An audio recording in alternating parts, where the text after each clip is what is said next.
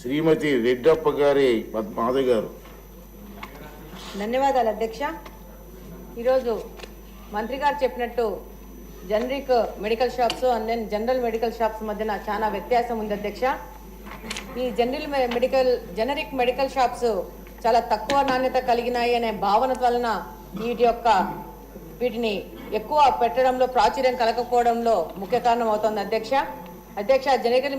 Generic medical ఔషధాలంటే పెద్ద పెద్ద మందుల కంపెనీలు రీసెర్చ్ చేసి ఒక ఫార్ములాను కనుక్కుంటే దానికి ఒక పేటెంట్ తీసుకుంటారు. ఆ పేటెంట్ కొన్ని సంవత్సరాలు ఉన్నాక అది ఓపెన్ ఫర్ ఆల్ అయిపోయి అప్పుడు చిన్న చిన్న కంపెనీలు ఆ యొక్క మెడిసిన్ తయారు చేసేసి వాటిని మార్కెట్లో పెడతారు. ఆ మెడిసిన్సే తక్కువ రేటుకి వస్తాయి కాబట్టి సేమ్ నాణ్యతతో ఉంటాయి కాబట్టి వాటిని జనరిక్ మెడికల్ షాప్స్ అని చెప్పేసి నామకరణం చేసి వాడుకలో తీసుకురావడం జరిగింది. కానీ చాలా మందికి ఈ మెడిసిన్స్ చౌకబారు అని చెప్పి భావన ఉండడం వలన, దాంతోపాటు డాక్టర్స్ దీంట్లో తక్కువ మార్జిన్స్ ఉండడం వల్ల వాటిని ప్రమోట్ చేయకపోవడం వలన, అలాగనే చిన్న చిన్న ఫార్మా కంపెనీస్ ఈ బ్రాండెడ్ ఫార్మా కంపెనీలతో పోటీ పడలేక వాటిని ప్రజాదరణలోకి తీసుకురాకపోవడం వలన, అలాగే అధ్యక్ష జనరిక్ మెడిసిన్స్ కి క్వాలిటీ చెక్ విషయంలో ప్రజలకు అవగాహన లేకపోవడం వలన, అలాగనే కొన్ని చోట్ల ఈ జనరిక్ మెడిసిన్స్ ప్లేస్ లో నకిలీ ఔషధాలు వస్తున్నాయనే అపోహ వలన కూడా ఈ జనరిక్ మెడికల్ షాప్స్ మీద పూర్తిగా దీని మీద ప్రజలు కూడా నమ్మకం లేకుండా పోయింది అధ్యక్ష. కాబట్టి మీ ద్వారా మంత్రి గారిని కోరుకుంటున్నాను, ఈ యొక్క నకిలీ ఫార్మాస్యూటికల్ కంపెనీస్ మీద చట్టపరమైన చర్యలు తీసుకొని అలాగనే జనరిక్ మెడికల్ షాప్స్ మీద ప్రజలకు అవగాహన కల్పించాల్సిన అవసరం ఉంది అధ్యక్ష. అలాగనే గవర్నమెంట్ హాస్పిటల్స్ లో కూడా తక్కువ రేటుకు వచ్చి ప్రజలకు అందుబాటులో ఉండే ఈ జనరిక్ మెడిసిన్స్ ని డాక్టర్స్ గవర్నమెంట్ హాస్పిటల్స్ ప్రమోట్ చేసే విధంగా మంత్రి గారు చర్యలు తీసుకోవాలని ఈ సందర్భంగా కోరుకుంటున్నాను అధ్యక్ష. ధన్యవాదాలు అధ్యక్ష. ధన్యవాదాలు అధ్యక్ష.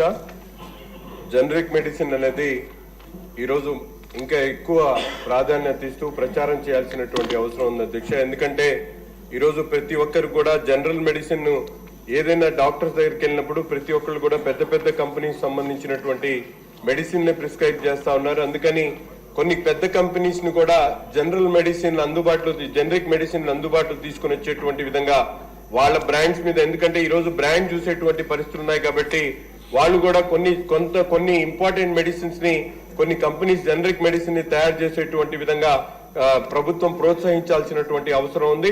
రెండు ముఖ్యమైనటువంటి విషయం, ప్రభుత్వ ఆసుపత్రుల ద్వారా వచ్చేటువంటి ప్రతి ఒక్క మెడిసిన్ కూడా జనరిక్ మెడిసిన్ లో అన్ని ఇంప్రూవ్ చేసేటువంటి విధంగా, అలాగే పెద్ద పెద్ద స్టోర్స్ ని కూడా అవుట్లెట్స్ ని ఈ రోజు నగరాల్లో అలాగే గ్రామాల్లో మండలాల్లో పెట్టాల్సినటువంటి అవసరం ఉంది. ఎందుకంటే ఈరోజు మందులు ప్రతి ఇంటికి కూడా మినిమం అవసరం ఉంటున్నాయి కాబట్టి జనరిక్ మెడిసిన్ మీద ఒక్కసారి టర్న్ తీసుకుంటే చాలా వరకు పేదలకు ఉపయోగం ఉంటుందని చెప్పి భావిస్తూ జనరిక్ మెడిసిన్ మీద ప్రచారం కల్పించేటువంటి విధంగా ఏదో ఒక బ్రాండ్ ని, మల్టీనేషనల్ బ్రాండ్స్ లో కొన్ని బ్రాండ్స్ ని మన ఆంధ్రాలో జనరిక్ మెడిసిన్ తయారు చేసినందుకు వాళ్ళకి ఎటువంటి ఇన్సెంటివ్స్ ఇచ్చి ప్రోత్సహిస్తే తప్పకుండా ఆ బ్రాండ్ ద్వారా పేదలకు అవసరమైనటువంటి మెడిసిన్ అంతా కూడా దొరుకుతుందని చెప్పి నేను భావిస్తా ఉన్నా అధ్యక్ష. Thank you. మురళీమోహన్ గారు.